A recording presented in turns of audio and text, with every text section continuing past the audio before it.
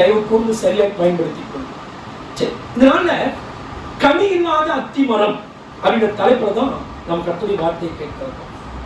என்ன சம்பவம்? ஞாயிற்றுக்கிழமை ஆண்டவர் கழுதை மீது உட்கார்ந்து எருசலேமை நோக்கி அவர் பவனி போகிறார். திங்கட்கிழமை ஆலயத்துக்குள்ளே பிரவேசித்து அங்கு நடந்த அநீதிகளை அக்கிரமங்களை எதிர்த்து நின்று ஆலயத்தை ஆண்டவர் சுத்திகரிக்கிறார்.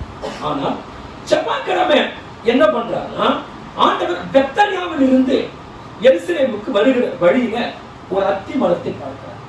அந்த அத்தி மரத்தை பார்த்து அந்த அத்தி மரத்திலே ஏதாயிரம் கனிகள் இருக்குமா என்று சொல்லி பசியில் வேதனையினால அந்த அத்தி மரத்தை கனிகளை தேடுகிறார். ஆனால் ஒரு கனியும் அதில் இல்லை. தனக்கு கனி கொடுக்காதபடினால ஆண்டவர் உடனே அந்த அத்தி மரத்தை சபித்தார். அந்த அத்தி மரம் பட்டு போயிற்று என்று வேதத்தை வாசிக்கிறோம். இந்த அத்தி மரம் எதற்கு அடையாளம் அப்படின்னு சொன்னா, அத்தி மரம் செழிப்பிற்கு அடையாளம், சுகமான ஒரு வாழ்க்கைக்கு அடையாளம், ஆசீர்வாதத்திற்கு அடையாளம், பாதுகாப்பிற்கு அடையாளம். இஸ்ரவேல் ஜனங்கள் தன் வீட்டண்டையிலே அத்தி மரத்தை வளர்ப்பார்கள். சில வீடுகளில் அத்தி மரங்களை கண்டிப்பா வளர்த்து வச்சு, அத்தி மரம், திராட்சை தோட்டம் எல்லாமே முன்னும் பின்னாடி இருக்கும் அவங்களுக்கு. ஆனால் அதை உன் மனைவி வீட்டோரங்களில் கண்டிப்பாக திராட்சை கொடியை போல இருப்பார். அப்போ திராட்சை, அத்தி, இது ஒவ்வொரு வீட்டாலையும் கண்டிப்பா குறைஞ்ச அளவுக்கு அவங்க வீடுகள இதை வளர்த்து வைத்திருக்காங்க. அந்த அத்தி மரத்துக்கு கீழே உட்கார்ந்து ஒருத்தர் வேதம் படிக்கவோ இல்ல உட்கார்ந்து இருந்தாலோ அதுக்கு என்ன அர்த்தம்னா, இவர் சுகமாய் வாழ்ந்து கொண்டிருக்கிறார், சௌக்கியமாய் வாழ்கிற ஒரு மனிதன், சமாதானமாய் வாழ்கிற ஒரு மனிதன் என்பதற்கு அது ஒரு அடையாளம். சரி, இயேசு கிறிஸ்து கவனிக்கணும். இப்போது பெத்தனியாவில் இருந்து புறப்பட்டு அவர் எருசலேமை நோக்கி வரும்போது வழியிலே அத்தி மரத்தை பார்க்கிறார். சரி, ஏன் இந்த அத்தி மரத்தண்டையிலே அவர் வர வேண்டும் அப்படின்னு சொன்னா, இயேசு கிறிஸ்துக்கு ஒரு வழக்கம் இருந்தது. எங்கு போனாலும் தன்னை தனிமைப்படுத்திக் கொண்டு ஜெபிப்பார். சீசர்கள் கூடவே இருப்பாங்க, திடீர்னு தனியா போய் ஜெபம் பண்ணிக்கிட்டு இருப்பாரு. மக்களோடு மக்களா இருப்பாரு, திடீர்னு பிடிச்சுக்கிட்டு போயிட்டு தனியா போய் ஜெபம் பண்ணிக்கிட்டு இருப்பாரு.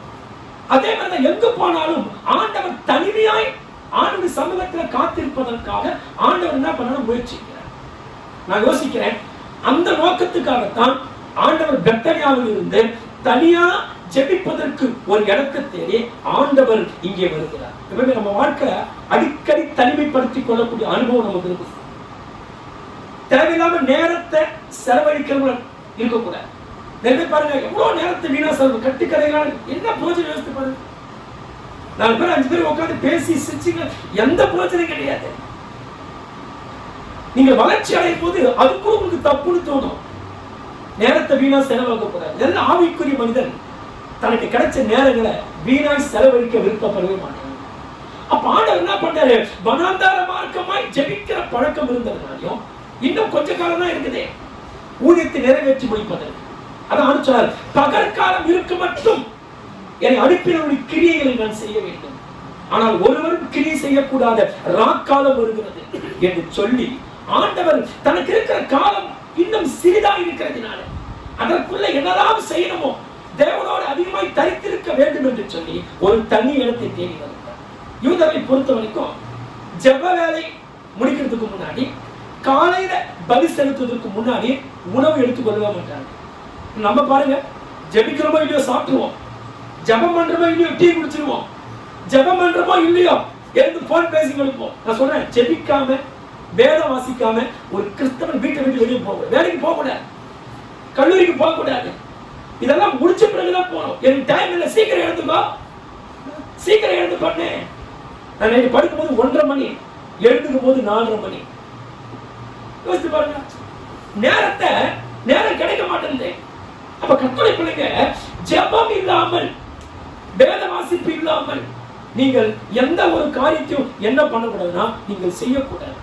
அப்ப நான் யோசிக்கிறேன், ஏன் இயேசு பசியோடு இருந்தார் அப்படின்னா, யூதர்கள் ஜெப வேலை முடியாமல் காலை பலி செலுத்தாமல் பொதுவாய் சாப்பிட மாட்டார்களே, அந்த வண்ணமாய் இயேசு இருந்து விட்டாரோ அப்படி தோன்றும். இரண்டாவது, ஒருவர் இயேசு அந்த நாள் அவருக்கு உணவு கொடுக்க யாரும் இல்லாமல் பசியா இருந்தாரோ நமக்கு தெரியவில்லை. ஆனால் அவர் பசியா இருந்தார் என்பது கன்ஃபார்ம். இப்ப இயேசு கிறிஸ்து அப்படியே போகும்போது வழி அருகே ஒரு மரம் இருக்கிறது. யாரோ தெரியல, யாரோ ஒரு மரம் வழி அருகே இருக்கிறது. இப்ப யார் வீட்டு மரத்திலே போயிட்டு இவரு கனி அறுத்து சாப்பிட்டா அதுக்கு என்ன பேரு? அப்ப யார் இந்த வேலையை செய்வாரா? கவனிங்க, யாத்திராகமம் 20:15 மோசேயை ஆண்டவர் மலைக்கு அழைத்து கட்டளைகளை கொடுக்கிறார். அந்த கட்டளைகளை ஒண்ணு சொல்றாரு, களவு செய்யாதிருப்பாயாக. அதே யாத்திராகமம் 20:17 ஆண்டவர் சொல்றார், பிறருக்கு உண்டானதை இச்சியாதிருப்பாயாக.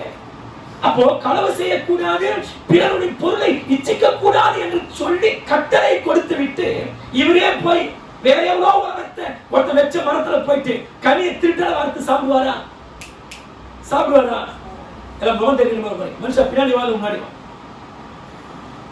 கவனிக்கணும். அப்போ ஆண்டவர் ஏன் அப்படி செய்தார் அப்படின்னு சொன்னா நல்லா கவனிக்கணும். ஒரு சிலர் பாருங்க, பசித்தால் போதும் பாவம் இல்லடா அப்படின்னு சொல்லி திருடி கூட சாப்பிடுவாங்க. பைபிள் அப்புறம் படிக்கலாம், சரி கவனி. பசித்தால் போதும், பசிதானே எப்படி சாப்பிட்டானே, எவன் பொருளை சாப்பிட்டானே, புடுங்கி சாப்பிட்டானா, திருடி சாப்பிட்டானா, அடுத்த வாயில இருக்கிறத நோண்டி சாப்பிட்டானு சொல்லி எப்படியாச்சும் சாப்பிடாம நிறைய பேர் இருக்கிறாங்க. வாழ்க்கையில உயரணும். எப்படி உயர்ந்தா என்ன? வேலை செஞ்சு உயர்ந்தா என்ன, திருடி உயர்ந்தா என்ன, கொள்ளடிச்சு உயர்ந்தா என்ன, வட்டிக்கு பணம் கொடுத்து உயர்ந்தா என்ன, எப்படியா லைஃப்ல உயர்த்தணும். பைபிள் சொல்லி நீதிமொழிகள் 16:8 அநியாயமாய் வந்த அதிக வருமானத்திலும் நியாயமாய் வந்த கொஞ்சம் வருமானமே உத்தமம்.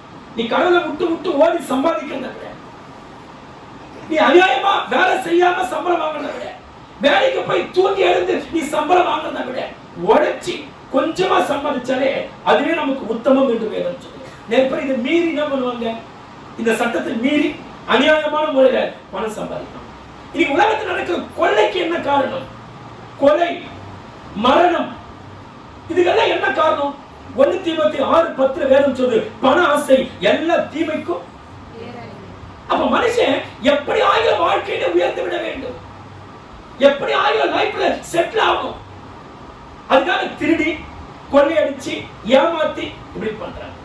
அப்படின்னா இயேசு கிறிஸ்து அடுத்த மரத்துல எப்படி கனிகளை பறித்தார் அப்படின்னு சொன்னா, நியாய பிரமாணத்தில், பழைய ஏற்பாடு நியாய பிரமாணத்தின்படி ஆண்டவர் யூத மக்களுக்கு சில சட்டங்களை கொடுத்து வைத்திருந்தார். என்ன அப்படின்னு சொன்னா, அதாவது ஓரத்தினுடைய சாலையில, இப்ப நான் இடத்தினுடைய உரிமையாளர், என் நிலத்துக்கு பக்கத்துல என் நிலம் ஒட்டின மாதிரி ஒரு மரமோ செடியோ இருக்குமானால் அதிலே கனிகள் வந்தால் அது எனக்கு சொந்தம் அல்ல, அது ரோட்டோரத்தில் வந்து போற ஏழை எளிய மக்களுக்கெல்லாம் அது சொந்தமான. நிறைய பேருக்கு ஒரு கெட்ட பழக்கம் இருக்கும், தான் நிலத்துக்கு பக்கத்துல பொறுப்பவங்க நிலம் தான் தூக்கி அடிச்சா வேலை அந்த பக்கம் அப்படி வச்சிருவாங்க. தான் நிலத்துக்கு பக்கத்துல ஒட்டின மாதிரி ஏதாச்சும் இருக்குதா அதை சொந்தமாக்கிப்போம். அது மாதிரி திருத்தலமா அனுபவிக்கிற அனுபவம் கிறிஸ்தவ பிள்ளைகளுக்கு இருக்குது. எத்தனை பேர் பொறுப்போக்கு நிலத்தை மாதிரி வீடு வச்சு இருக்கிறாங்க. ஆனா இயேசு கிறிஸ்து அப்படி பண்ணாரா? இல்ல. அப்ப யூத சட்டத்தின்படி வழியோரத்துல ஒரு மரம் இருக்குமானால் ஆண்டவர் சொன்னார், அது ஏழைகளுக்கு, திக்கற்றவர்களுக்கு, பரதேசிகளுக்கு, ஒடுக்கப்பட்டவர்களுக்கு அதை விட்டுவிட வேண்டும். ஏன்? உனக்கு உண்டான எடுத்துட்டு போ. அப்ப எஜமானுடைய வேலை என்ன? தோட்டத்திற்கு தண்ணீர் ஊற்ற வேண்டும், நீர் பாய்ச்ச வேண்டும், அதை வளர்க்க வேண்டும், பராமரிக்க வேண்டும். ஆனா மரத்தின் கனி நீ சாப்பிடக்கூடாது. உன் நிலத்துக்குள்ள இருக்கிறது நீ சாப்பிடு. ஆனா உன் நிலத்துக்கு பக்கத்துல ரோட்டு ஓரத்தில் இருக்குமானால் அது வழிபோக்காய் வரக்கூடிய ஏழை எளிய எல்லா மக்களும் அதை புசிக்கிறார். அப்ப இது என்ன தெரிகிறது? ஆண்டவர் ஏழை எளிய மக்கள் மேல கரிசனை உள்ளவராக இருக்கிறார். ஒடுக்கப்பட்ட மக்கள் மேல் அவர் கரிசனையா இருக்கிறார். உபத்திரப்பட்ட மக்கள் மேல அவர் கரிசனை உள்ளவர். நீ யோசிக்கலாம், என் மேல யாருமே கரிசனையா இல்லையே, நான் ஒடுக்கப்பட்டு இருக்கிறேன், நான் புறக்கணிக்கப்பட்டிருக்கிறேன். ஆனால் ஒடுக்கப்பட்ட புறக்கணிக்கப்பட்ட நம்மே ஆண்டவர் கரிசனை உள்ளவராக இருக்கிறார் என்பதை நாம் மறந்துவிடக்கூடாது. அதே மாதிரி நாம என்ன பண்ணணும்? ஒடுக்கப்பட்ட ஏழை எளிய மக்கள் பரியாசம் பண்ணக்கூடாது. அவங்க மேல கரிசனையோடு இருக்கணும், அவங்க மேல இரக்கம் காட்டணும், அவங்களுக்கு நாம் இறங்க வேண்டும். ஏழை நிந்திக்கிறவன் கர்த்தரை பரியாசம் பண்ணுகிறான் வேதம் சொல்லுகிறான். இந்த அத்திமரம் என்பதற்கு எபிரேய மொழியில தே அனே என்று சொல்லப்பட்டது. அதை எழுதி போடலாம், எனக்கு நேரம் இல்லை, எபிரேயத்தில் எழுதி போடலாம், ஆனா நேரம் இல்லை. கவனிங்க, இந்த அத்திமரமானது எப்போதுமே அடர்த்தியான ஸ்தோத்திரிக்கு இலைகளை கொடுக்கும். அத்தியுடைய இலை எப்படி சொன்னா அடர்த்தியா இருக்கும். அந்த அடர்த்தியா அத்திமரத்துடைய இலை இருக்கிறபடியால தான் அநேக மக்கள் நேருக்காக போய் என்ன பண்ணுவாங்கன்னா அங்க உட்கார்ந்துப்பாங்க. நீங்க யோவான் 1:42 வாசிக்க போனீங்கன்னா, நாத்தான் வேலை பார்த்து ஆண்டு சொல்ற ஸ்தோத்திரிக்கும், உன்னை அத்திமரத்தின் கீழே கண்டே. அப்புறம் என்ன? சுகமான வாழ்க்கை அத்திமரத்து கீழே உட்கார்ந்தால் அவன் சுகமான வாழ்க்கை வாழ்கிறான் என்று பொருள், சமாதானமான வாழ்க்கை வாழ்கிறான் என்று பொருள். ஆனா அப்பேற்பட்ட இந்த அத்திமரத்துடைய இலைகளை தான் ஆதாமியாவால் பாவம் செய்த போது தன் நிர்மாணத்தை மூடுவதற்காக அந்த அத்தி இலைகளை தான் எடுத்து தான் பண்ண மறைச்சிட்டாங்க. ஏன்னா அந்த இலை வந்து அவ்வளவு பெருசா இருக்கிறாங்க. ஆனா இவ்வளவு செழிப்பான அந்த பாலஸ்தீன தேசமானது ரோம பேரரசர் வெஸ்பியசியன் என்கிற ஒரு ரோம பேரரசருடைய மகன் தீத்து கிபி 70 எருசலேமை முற்றுகையிட்டு எல்லாத்தையும் அழிச்சு நாசமாக்கி போட்டார். அவ்வளோ சொலையாக இருந்த பூமி இந்த மனிதனால் அழிக்கப்பட்டு போனது. சரி, குறிப்பா கவனிக்கணும். இந்த அத்தி மரம் ஒரு வருஷத்துல 3 முறை கனிகளை கொடுக்கும். எத்தனை முறை? சில நேரம் பயிர் செஞ்சோம்னா ஒரு வருஷத்துல 2 போகம் பயிர் செய்யணும்னு சொல்லுவாங்க. அப்படிதானே? 2 போகம் நான் பயிர் செஞ்சேன். ஒருத்தர் சொல்லுவாங்க இல்லங்க ஒரே போகம் தாங்க பயிர் செய்ய முடியுது. ஆனா இந்த அத்தி மரம் ஆண்டுக்கு 3 முறை பழங்களை கொடுக்கும். ஃபர்ஸ்ட் எப்ப கொடுக்கணும்? ஜூன் மாசத்துல முதல்ல கனி கொடுக்கும். ஆனா சீசன் கிடையாது. இது ஜூன் மாசத்துல கனியை வெட்டி பார்ப்போம். இது வந்து முதல் கனி என்று சொல்வார்கள். இதை குறித்து மீகா 7:1 ஏசாயா 28:4 இந்த முதல் கனி என்ற வார்த்தை குறித்து சொல்லப்பட்டது. அப்போ இந்த ஜூன் மாதத்துல வரக்கூடிய கனி என்ன ஆகுனா எல்லா மரங்களிலும் பழங்கள் இருக்காது. ஒரு குறிப்பிட்ட மரத்துல மட்டும் என்ன பண்ணும்? பழங்கள் இருக்கும். இது என்ன பண்ணுவாங்க? இது எப்படி இருக்குன்னு சொன்னா சைஸ் பெருசா இருக்கும், அதிகமா சதை உள்ள பழமா இருக்கும். இது என்ன பண்ணுவாங்க? அறுத்து நண்பர்களுக்கு கொடுப்பாங்க. ஆனா ருசி இருக்காது. என்ன பண்ணுவாங்க?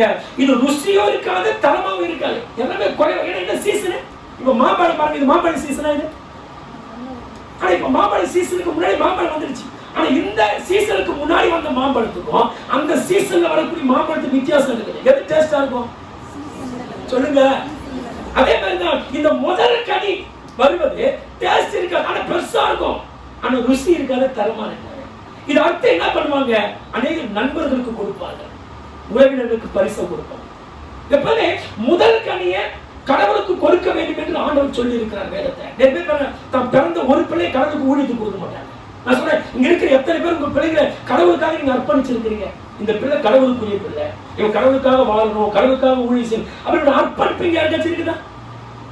நம்மையே அர்ப்பணிக்கலாம், நம்ம பிள்ளைகளை அர்ப்பணிக்க போறோம். நாமளே தூரமா இருக்கிறோம், நம்முடைய பிள்ளைகளை கிட்ட நடத்த போறோம். இல்ல நமக்கே வசனம் தெரியல, நம்ம பிள்ளைகளுக்கு வசனம் கற்றுக் கொடுக்க போறோம். இல்ல, முதல் கனி கர்த்தருக்குரியது. நீங்க முதல்ல சம்பாதிக்கிற பணத்தை ஒரு பங்கும் கர்த்தருக்குரியது.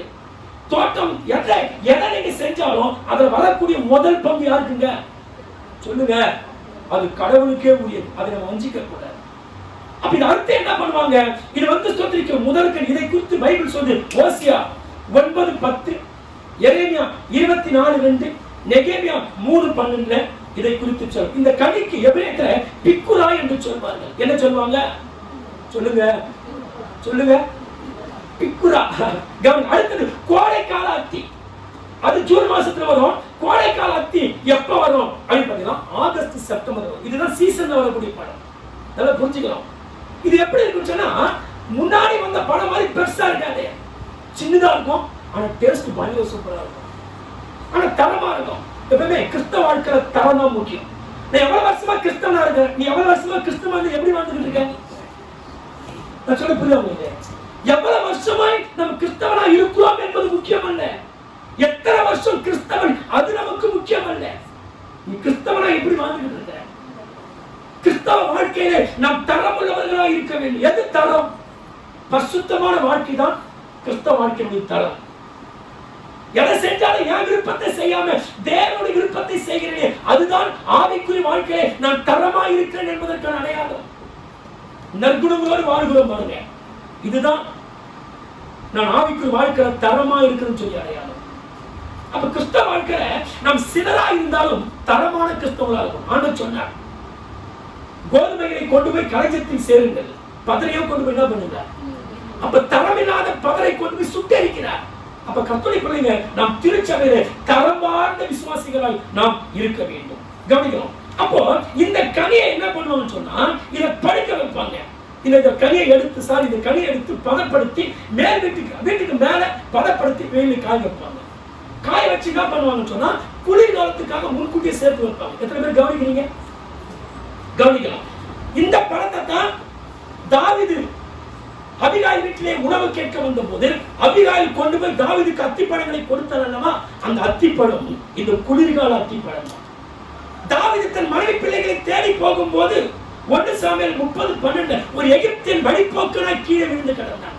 அப்ப தாவீது போய் என்ன பண்ணாரு, அத்திப்பழம் அடை எடுத்து கொடுத்து சாப்பிடுவா அப்படின்னு சொல்லி, அது எது, இப்பேற்பட்ட குளிர்காலத்தில் உண்டாக்கப்பட்ட அத்திப்பழம். இதுக்கு என்ன பேரு, குளிர்காலத்தில் வரக்கூடிய அத்திக்கு எபிரேயத்தில் கிரிமாஸ் என்று சொல்வார்கள். என்ன சொல்வாங்க, கிரிமாஸ் என்று சொல்வாங்க. அடுத்தது குளிர்கால அத்தி. ஒண்ணு முதல்ல ஜூன் மாசத்துல வருது, இரண்டாவது ஆகஸ்ட் செப்டம்பர், இதுதான் டேஸ்டா இருக்கும். சீசன் அடுத்தது அப்புறம் குளிர்காலத்துல வரும். ஆனா இது நிறைய பழம் இருக்காது, ஆனா அங்கங்க சில இலைகள் இருக்கும், பூக்கள் இருக்கும், ஆனா அங்கங்க சில கனிகள் கண்டிப்பா இருக்கும். அப்ப இயேசு கிறிஸ்து எந்த அத்தி மரத்தை தேடி போனார், முதல் கனியாக அத்தி மரமா, கோடை காலமாகிய அத்தி மரமா, இல்லை குளிர்காலமாகிய அத்தி மரமா என்று சொன்னால் குளிர்காலத்து அத்தி மரத்தண்ணில் தான் இயேசு கிறிஸ்து காணப்படும். ஏன்னா எல்லாம் அறுத்துட்டு சீசன் அல்லாத நேரத்துல 1-2 இருக்கும். அப்படிப்பட்ட ஏதாச்சும் நிறைய கனிகளை அறுக்க வேண்டும் என்று போகவில்லை, ஏதாச்சும் 1-2 கனிதான் பார்க்கலாம். எல்லாத்தையும் சேர்க்க வேண்டும் என்பது அவர் முக்கியம் அல்ல, 1-2 கிடைக்குதா என்ற நோக்கத்தோடு கடந்து போகிறார். ஆனால் போகும்போது ஒண்ணுமே இல்லை. இயேசு பசியோடு இருக்கிறார். கவனிங்க, அந்த பசினால சொல்றாரு, அந்த மரத்தை பார்த்து சபிக்க. எப்படிங்க ஒரு மரம் கனி கொடுக்கல என்பதற்காக இவர் போய் சபிக்கலாமா? இவருக்கு தெரியாதா இது சீசன் அல்ல, மரம் இருக்காதுன்னு சொல்லி தெரியாதா? ஏன் தெரியாது? மீன் வயிற்றுல வெள்ளிப்பழம் இருக்குன்னு சொல்லி கண்டுபிடிச்சவருக்கு இந்த சீசன் இல்லைன்னு சொல்லி தெரியாதா? கூட இருக்கிற பேரு என்ன மறுதளிப்பான் அப்படின்னு சொன்ன ஆண்டவருக்கு ஸ்தோத்திரிக்கிறோம். இது அத்திப்பழம் சீசன் இல்லைன்னு சொல்லி தெரியாதா? தெரியும். அப்ப ஏன் சபித்தார்னா, நினைக்கிறீங்க அவர் தனக்கு அது கனி கொடுக்கவில்லையே என்ற சுயநலத்துக்காக அவர் சபிக்கவில்லை. அத்திமரம் கவனிங்க, அத்திமரத்தின் வேர் கடந்த கால வாழ்க்கை கிடையாது. அத்திமரத்திலிருந்து வரக்கூடிய தண்டு நிகழ்காலத்துக்கு கிடையாது. அத்திமரத்திலிருந்து வரக்கூடிய கிளைகள் வருங்காலத்திற்கு கிடையாது. அப்ப ஆண்டவர் சொல்றாரு, கடந்த காலமும் நானே, நிகழ்காலமும் நானே, வருங்காலமும் நானே. யூதருக்கு தெரிவிக்கிறேன், நான் தான் கடந்த காலம், நான் முன்னாடியே இருந்தேன், நான் இப்போது உங்க மத்தியில அன்னைக்கு இருந்த ஆண்டு இன்னைக்கு இருக்கிறவராக உங்க மத்தியில் இருக்கிறேன், இனிமேல வரப்போது நான் தான். இந்த அடையாளத்தை ஆண்டு அவங்க சொல்றாரு. ஆனா அவங்க புரிஞ்சுக்கவே, சொல்லுங்க புரிஞ்சுக்கவே இல்ல. உடனே ஆண்டவர் என்ன பண்றாருன்னா, அந்த அத்தி மரத்தை பார்த்து ஸ்தோத்திரிக்கிறோம், அவர் சபிக்கிறார். இந்த அத்தி மரத்தை பின்கனி என்று சொல்வார். அதாவது எல்லாம் அறுவடை செஞ்சதுக்கு அப்புறம் கடைசியா 1-2 அங்க இருக்கும். அதற்கு பேர் பின்கனி, பின்னாடி வரக்கூடிய கனின்னு சொல்வாங்க. அப்படி இல்லாதபடினால ஆண்டவர் சபித்தார். வேதம் சொல்கிறது அது முற்றிலுமாய் சபிக்கப்பட்டது. அப்ப ஆண்டவர் ஏன் அதை சபித்தார்? சுயநலவாதி மாதிரி இருக்கிறாரே அப்படின்னு யோசிக்கிறார். கிடையாது. தனக்கு அது கனி கொடுக்கவில்லையே என்பதற்காக ஆண்டவர் அத்தி மரத்தை சபிக்கவில்லை. தனக்கு கனி கொடுக்காதது வேற யாருக்கும்?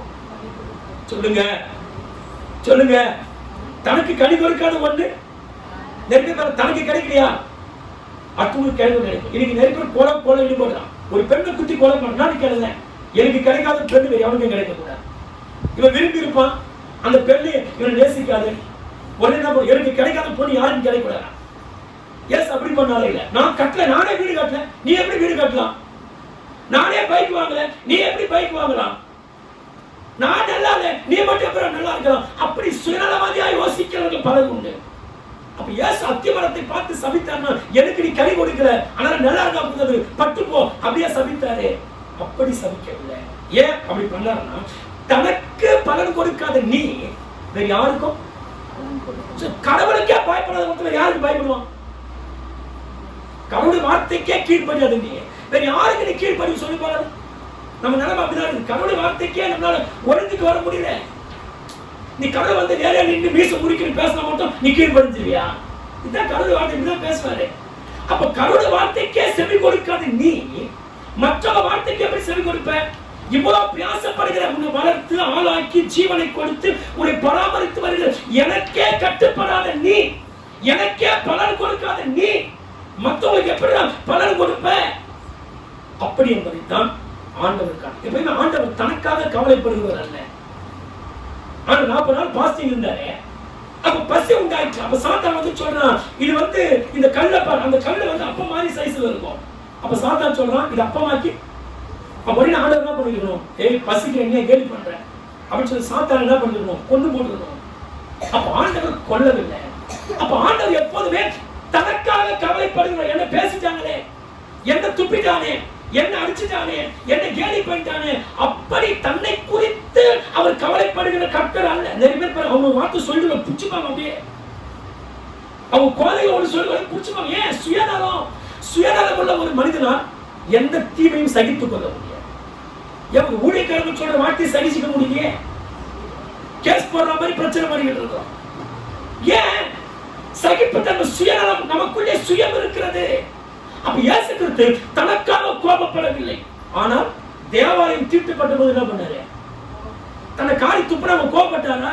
தன்னை பரியாசம் பண்ணாங்க கோபப்பட்டாரா? இல்ல, அப்பெல்லாம் கோபப்படல. ஆனால் தேவாலயம் தீட்டுப்பட்ட போதுதான் கோபப்பட்டார். ஆண்டவர் தனக்காக கவலைப்படக்கூடியவராக இருந்தால் பாவ சாயலான மனுஷன் மத்தியிலே பரிசுத்தமுள்ள தெய்வம் வந்திருக்க கூடாது. ஏன் வந்தாரு? அவருக்காக அல்ல, ஆண்டவர் தனக்காக வாழக்கூடியவராக இருந்திருந்தால் ஏன் சிலுவையில போய் நம்ம பாவத்துக்காக அவர் தண்டனை அனுபவிக்கிறோம்? சொல்லுங்க. அப்ப அவருக்காக, அப்ப எதுவுமே அவருக்காக அல்ல, மற்றவருக்காக. அப்ப ஏன் அத்திமரத்தை சபித்தார்? என்ன காரணம்? இந்த அத்திமரத்துடைய எஜமானே நான் தான். மனுஷனை உண்டாக்கினவர் அவர் தான். ஆகாயத்து பறவைகளை உண்டாக்கினவர் அவர் தான். மரங்களையும் மச்சங்களையும் செடிகளையும் கொடிகளையும் உண்டாக்கினவர் யார்? சொல்லுங்க. யார் உண்டாக்குனது? கடவுள் உண்டாக்குன விதை இன்னொரு முளைச்சுக்கிட்டே இருக்குது, கனி கொடுத்து கொண்டு. அப்போ இந்த ஸ்தோத்திரிக்கும் அத்திமரம் நான் என்னால் வளர்க்கப்பட்டு என்னால் ஸ்தோத்திரிக்கு பெருக பண்ணப்படுகிற இந்த அத்திமரம் உண்டாக்கினவருக்கே இது பலன் கொடுக்காவிட்டால் மற்ற எவனுக்குதான் பலன் கொடுப்பீங்க என்ற நோக்கத்துக்காகத்தான் அத்திமரத்தை ஆண்டவர் சபித்தார். அத்திமரம் என்பது யூத மக்களுக்கு ஒரு அடையாளம். யூத ஜனங்களுக்கு உடன்படிக்கை இருந்தது. யூத ஜனங்கள் விருத்த சேதனம் பண்ணியிருந்தாங்க, கர்த்தருடைய கட்டளை கடைபிடிச்சாங்க. ஆனா இவ்வளவோ இருந்து கூட அவங்க கடவுளுக்கு கனி கொடுக்கவில்லை, மாய்மாலமான வாழ்க்கை வாழ்ந்தார்கள். அப்ப ஆண்டவர் என்ன சொன்னாரு? எனக்கே கனி கொடுக்காத, எனக்கே பிரயோஜனம் இல்லை, நீ மத்தவங்க எப்படிடா பிரயோஜனமா இருப்ப? இது யூத ஜனங்களுக்கு சொல்ற மாதிரி சொல்றாரு. அத்திமரம் என்பது யூத மக்களுக்கு அடையாளம். எனக்கு கனி கொடுக்காம கசப்ப கொடுக்க நீ எப்படி மத்தவங்களுக்கு பலனா இருப்ப என்பதற்காகத்தான் அந்த யூத அத்தியை ஆண்டவர் சபிக்க ஆரம்பிக்கிறார். எப்பவுமே சபைக்குள் இருந்தே ஒரு ஒழுக்கம் இல்லைன்னா வெளிப்புறங்களுக்கு கண்டிப்பா இருக்காது. நம்ம ஒழுக்கத்தை எங்க பார்க்கணும்? நம்ம பயபக்தி எங்க பார்க்கணும்? சபைக்குள்ளதான் பயபக்தியை பார்க்கணும். அப்ப சபைக்குள்ளேயே உங்களுக்கு ஒழுக்கம் இல்லை, சபைக்குள்ளவே உங்களுக்கு பயபக்தி இல்லைன்னா நீங்க போற இடத்துல மட்டும் எப்படி உங்களுக்கு இருக்கும்? நீங்க சபையில எப்படி இருக்கிறீங்களோ அதே மனமாகத்தான் உலகத்தின் எந்த மூலையும் அப்படிதான் இருக்கீங்க. ஒரு மனுஷனை கண்டுபிடிக்கணும்னு சொன்னா, அவன் அந்த வாழ்க்கையை கண்டுபிடிக்கணும்னு சொன்னா முதல்ல அவன் சபையில கண்டுபிடிச்சு. உங்க எல்லாரும் ஈஸியா எனக்கு தெரியும் நீங்க எப்படி இருப்பீங்க வெளியே சொல்லி. நீங்க வீட்டுல எப்படி இருப்பீங்க, சமுதாயத்துல எப்படி இருப்பீங்க. ஏன் தெரியுமா? நீங்க சபையில எப்படி நடந்துக்கிறீங்களோ அதைத்தான் மற்ற எல்லா இடத்துலயும் புரியுது. இங்க நீங்க கோச்சிங்கன்னா மற்ற எல்லா இடத்துலயும் கோச்சிக்கிறதா இருப்பீங்க.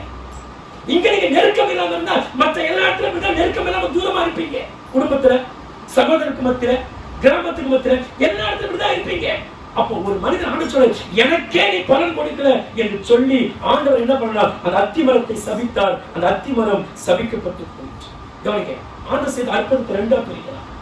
ஒன்று, ஆண்டவர் செய்த அற்புதங்கள் அநேகம் உண்டு. ஆனா அத்திமரம் சொன்ன உடனே பட்டு போயிட்டு பாருங்க. இந்த அற்புதமோ எதை காமிக்குதா? அவர் நியாயாதிபதி என்பதை காட்டுகிறார். அவர் அற்புதம் செய்கிறவர் மாத்திரமல்ல, அவர் நீதி உள்ள நியாயாதிபதி என்பதை காண்பிக்கிறது. கவனிங்க, பாவிகளை ரட்சிக்க வந்தவர் மாத்திரமல்ல, குணப்படாத மக்களை சத்தியம் சொல்லியும் அவன் மேல இரக்கமா இருந்தோம் இன்னும் கூட அவன் குணப்படாமலேயே தன் கோண புத்திய அவன் காமிப்பான்னு சொன்னா அவனை கர்த்தர் ஆக்கினைக்கு எதுவாகவோ நியாய தீர்ப்பு செய்ய முடியும் என்பதை இந்த அத்திமரத்தை வச்சு ஒரு பாடத்தை கற்றுக் கொடுக்கிறார். சொல்ல புரியுதா உங்களுக்கு? ஆண்டவர் பாவிகளை ரட்சிக்க வந்துட்டாரு. அன்பான கடவுள் அப்படிப்பட்டு நினைச்சிடக்கூடாது. உனக்கு சந்தர்ப்பம் கொடுத்தோம், நீ குணப்படாமே நம்முடைய சுபாவத்தை நாம் பிரதிபலித்துக் கொண்டு போவானால் உன்னை நியாயம் தீர்க்கவும் கர்த்தர் தயங்க மாட்டார். நியாயம் தீர்க்கவும் சொல்லுங்க. அப்ப இந்த அத்திமரம் நம்ம எல்லாருக்கும் ஒரு எச்சரிப்பை கொடுக்கிறோம். அத்திமரத்துல கனியை எதிர்பார்த்து அது கனி இல்லாதபடினாலே மாய்மாலம் செய்த அத்திமரம் பட்டு போயிடுச்சு. அதே போலதான் நமக்கு ஆண்டவர் எச்சரிப்பை கொடுக்கிறார். நமக்கு ஞானஸ்தானம் கொடுத்தோம், பரிசுத்த ஆவி இருந்தோம், அபிஷேகம் பெற்றோம், கர்த்தருடைய வார்த்தை இருந்தும் நாம் ஸ்தோத்திரிக்கிறோம். கனி இல்லாமல், நற்குணங்கள் இல்லாமல், வேத அறிவு இல்லாமல், உண்மை இல்லாமல் மாய்மாலமான வாழ்க்கையை நம்ம தொடர்ந்து வாழ்வோமானால் நாங்களும் இப்படியாக நியாயம் தீர்க்கப்படுவோம் என்பதைத்தான் இது காண்பிக்கிறது. அத்திமரம் பட்டு போச்சு கேளுங்க. ஆண்டவர் சபித்த அந்த அத்திமரம் பட்டு போனாலும் பட்டு போகாத பச்சை மரம் இயேசு கிறிஸ்து. ஆண்டவர் சொன்னார், பச்சை மரத்துக்கே இத்தனை பாடு என்றால் பட்ட மரத்திற்கு.